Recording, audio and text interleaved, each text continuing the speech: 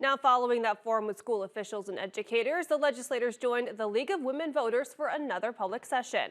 Along with the topic of AEA, a majority of the public's concerns consisted of school gun laws and the bill to ban ballot boxes. KTIV's Morgan Jones has more on this second forum with local voters. Iowa legislators spent Saturday with voters as the League of Women Voters of Sioux City and the Sioux City Human Rights Commission hosted state representatives J.D. Schulten, Bob Henderson, Ken Carlson, and Jacob Bossman for a public forum. One topic of concern was a bill recently passed that would make it easier for school districts to allow teachers and staffs to carry guns on school grounds.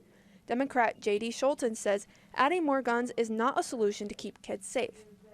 We have to protect our kids. I don't think more guns is the solution in this scenario. There's a lot of other things we could be doing as a society, and we're just, I feel like that's not the first step in how we can make our kids safer. Republicans seem to differ on this. Republican Ken Carlson disagrees.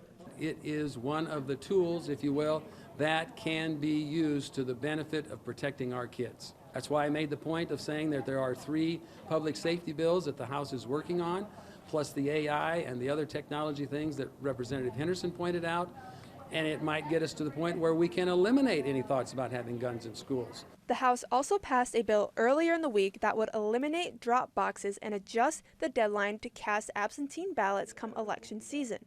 It would also require voters to include their driver's license or voter identification numbers when returning their absentee ballot. If I went up there and had a hood over my head and dropped in who knows however many legal or illegal votes that were in my possession, they would have no way of identifying me. None.